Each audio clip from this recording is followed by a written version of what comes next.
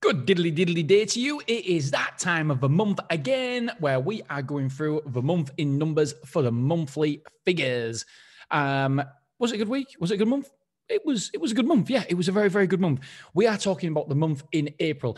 I'm going to get straight to it. So in the month of April, we had 213 quotes. Now, I know a lot of you guys actually write these numbers down and compare and contrast to yours. So I will try to go a little bit slower while I'm talking through the numbers. So 213 amount of quotes. That's what we got in the month of April. It was a good, solid month, really solid for the amount of quotes. Amount of quotes per day was averaging out at 7.1. So 7 quotes per day.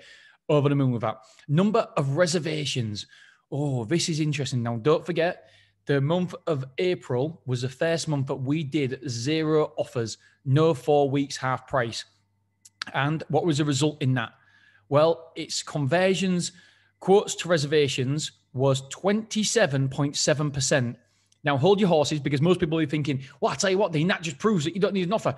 Not necessarily, because a lot of those reservations were still people from 4 weeks half price, was doing the follow-up, was going through the sales process. And it normally lasts around about 4 weeks, give or take, depending on the individual situation and circumstances of that customer. So we still had a lot of reservations from people who had quotes with 4 weeks half price still on. It'll be interesting to see where we are in May, because majority of them quotes, I would say 90+% of them reservations in May will be from the 0 offer. So then we'll have a true reflection of it. So right there, quotes to reservations, conversion rate is 27.7%. I'm happy with that. I think it's good. We aim for around about 30%, but it's okay. It's not too bad. So let's have a look at so that was 56 number of reservations we got from then 213 quotes.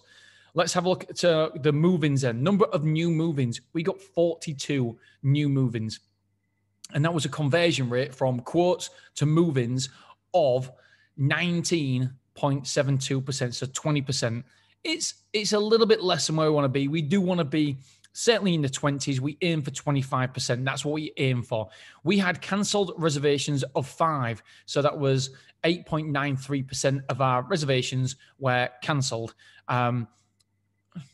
Yeah, probably a little bit high. And we had no expired reservations. That on itself isn't too bad, I guess. But we're very strict on that. I know a lot of people in the industry expect a third of their reservations not to turn up. I think that's way too high. I keep saying a lot today. So yeah, that's our cancelled reservations, 8.93%. So marketing, let's have a look. I love this section. This section for me is, well, I suppose it's where the money's at really, because you get to see what's working and what's not working. We had a number of inquiries. This is what I mean by social media. Again, I was on, I've mentioned it in Monday's episode, social media. I'm not a big fan. I know people are social media marketing for self-storage.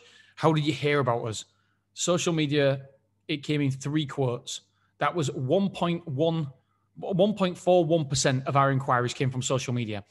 And we got 0 customers, 0 square foot moved in. And so it was a percentage of our move-ins was 0. And that's it's normally a little bit more, but still, I'm a real strong believer in spending your time where you know works, where you get a return on your time and a return on your investment. Because let's not forget, time is, make no mistake about it, it's cost. There is money implications connected to that. So Google, we had 158 quotes came from Google, number of inquiries. That is 74% of our overall inquiries. And we had 26 move-ins of 2,610 square foot moved in. So percentage of our move-ins that came from Google was 62%. 62% of our move-ins came from Google this month. It's still not as much of our inquiries. Obviously, our inquiries are 74%, but 61% of our move-ins came from Google. So for me, we've got to focus on Google. Yes, it's nice to branch out. Of course, it is to have other methods and other ways of getting quotes and move-ins, etc. Of course, we don't want to be reliant on one. But I keep stressing this. Let's do more of what works. Why don't we? Why don't we utilize it and really learn as much as we can about SEO, learn as much as we can about pay-per-clicks. Why? I mean, 61%, 62% of my movings came from Google. You bet your bottom dollar, that's why I'm focusing my time. Yes, I want to be word of mouth and all that. Yeah, I do. But I need to be up to date with my SEO. I need to be up to date with my pay-per-clicks, and I need to be on point. If they're not, then I am worried, because more than half my movings last month came from Google. So word of mouth, I love word of mouth marketing. 26, this is interesting. This is one of the first times I've seen this. Word of mouth marketing came from, when people heard about us, first of all, for word of mouth, was 26 inquiries. That was 12% of our overall inquiries. Guess what? 9% of our customers, well, if we round it up, 10% of our customers. So 12% of our inquiries came from word of mouth, and 10% of our movings came from word of mouth. So it is normally more. Word of mouth is normally higher. But in this instance, small sample size, I know, and word of mouth, it's a warmer audience, you normally convert better. So I would expect that to be a lot higher than the percentage number of inquiries. Signs, 19 inquiries, that was 9%, and we had 12% of our overall movings came from signs. Beverly 24, this is good. Beverly 24, we had no inquiries this month from Beverly 24. However, we had 3 movings, 410 square foot, and that accounted for 7% of our overall movings came from Beverly 24, even though we had no inquiries directly from Beverly 24. That will have either been we rang up and we didn't have a unit size available for Beverly 24, so we pushed them back way and said, I say what, we've got this free, or they'll have inquired in the previous month and only moved in this month. So that's where that comes from. Used before.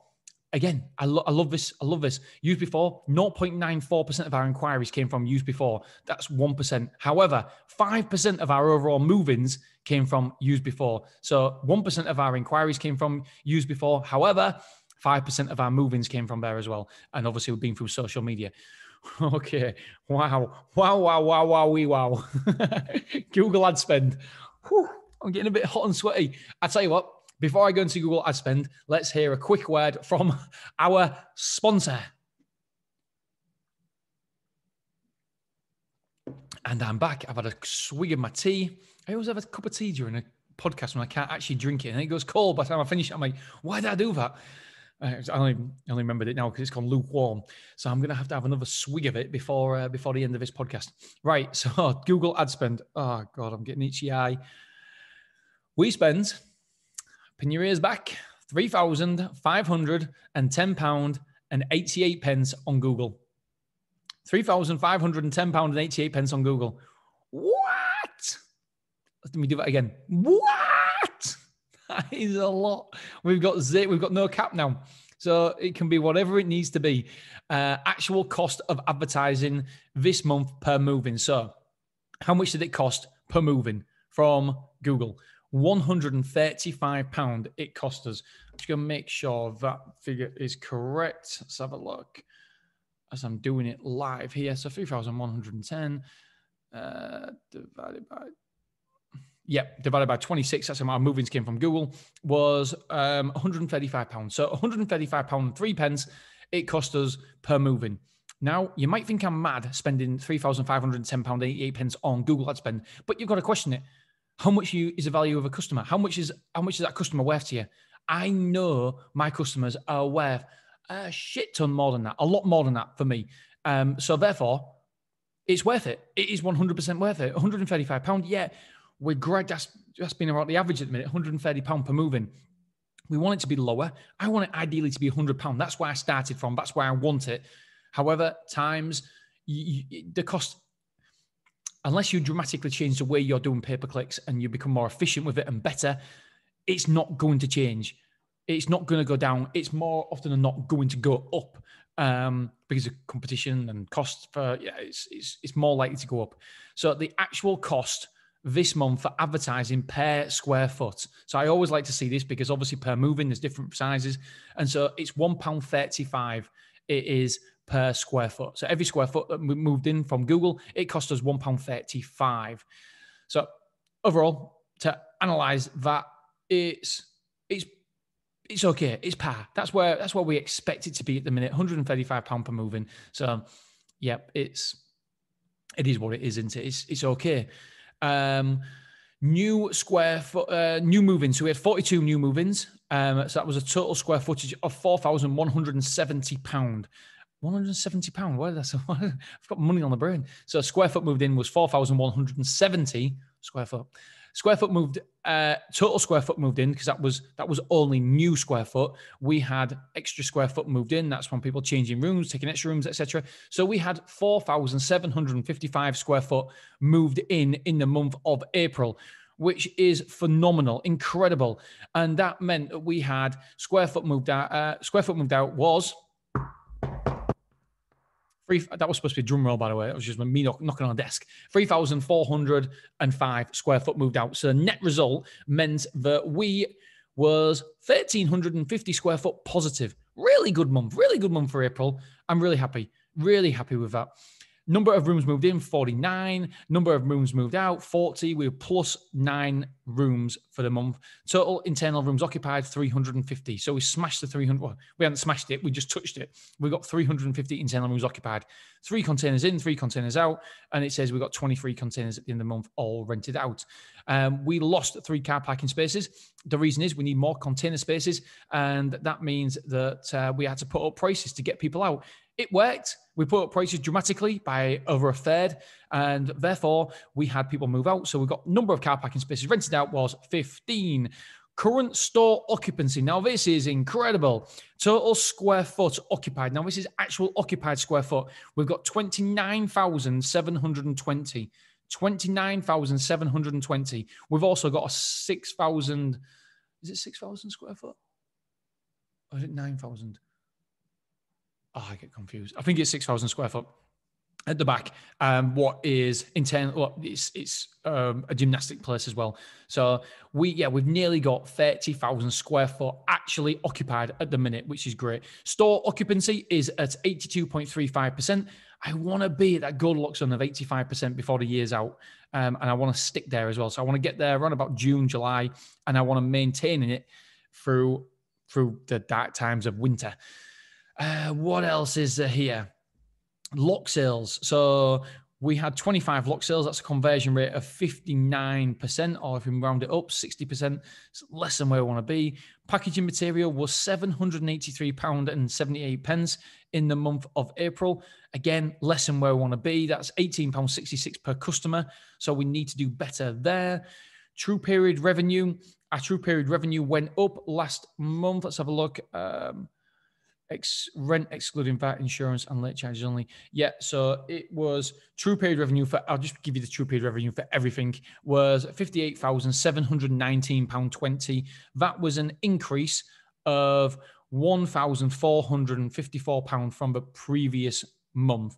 And this month, by the way, in May, we're only at the 10th of May, but if I compare from the 10th of May to the 10th of April, we're actually £5,000 up in true period revenue from the same time in April to the same time in May, which is phenomenal. Now, does that 4 weeks half price have something to do with it? Because ultimately, that's all that matters is your revenue. Ultimately, that is it. That is whatever. That is yeah, that's what matters. So if that is the case, then that makes a big difference to us. 5,000 square foot, 5,000 extra, £5,000 extra on the true period revenue from 1 month to the next. That's got to be a record. I'll have to check it out, obviously, for next month's report. But I believe this is going to be the record. I believe this is going to be the record jump that we've ever had since we've opened. Or obviously, when we very, very first opened, there'll be big jumps. But yeah, in relative terms, this is the biggest one we've ever had. So that's interesting. Let's have a look. Amount of insurance sold. This is interesting. So we had £304,000 worth of insurance sold. £304,000 worth of insurance sold last month. That means an average. Let's have a look. So I've got 2 averages here. Insurance sold this month for all move-ins, no car parking spaces. Average sold this month for new move-ins. Yeah. So for new move-ins only, it was £6,142. That was what we averaged in 86 pence. I don't know where 86 pence come from. So £6,142. That is the average. One customer took £30,000 of insurance, and another took £40,000 of insurance. I've got put here. So that's interesting. Interesting. I keep saying interesting as well. Number of times a van is rented out. So the Luton was rented out. Well, I'll tell you what, the Transit was rented out 23 times. How many times was the Luton rented out? 23 times. So it's a draw. I love that little suspense. And that's interesting for me because I always think that the Transit seems to be more popular. And I don't know why. I'm going to take a swig of tea. I think that's the last swig as it's getting very cold. So, yeah, they're both very, very popular. 23 times out of a possible 30. I'm happy with that. Total van revenue we got from them vans was £1,725. Don't forget, we put up the prices, £5 per van now. We might as well. It's an extra, let's have a look, 230 quid. 46 times 5 is 230 quid. Oh, see, I'm a genius when it comes to math. I'm clearly not, but yeah. So 230 quid, people haven't said anything about it. I'd rather have the extra 230 quid than the customers, if I'm really honest. And again, it's a win-win-win. So it's better in my pocket, obviously, but it's a win-win-win. The customers are getting a better deal from me than they get from somebody else, and the convenience as well. Because don't forget, if they go to a van rental place, they've actually got to go physically to that depot, leave the car, get the van, come back, load the stuff up, then physically go back to that van depot, whatever it is. It's a convenience as well. So even if we was the same price, we are going to be more popular than them because of a convenience factor, because we're in one location. The storage is where the van is. So that's, very, very handy. Okay, amount of FIFA reviews. Wow, we only got one FIFA review. I know we've already got 3. I know 3 this month already. So very, very slow month in terms of FIFA last month.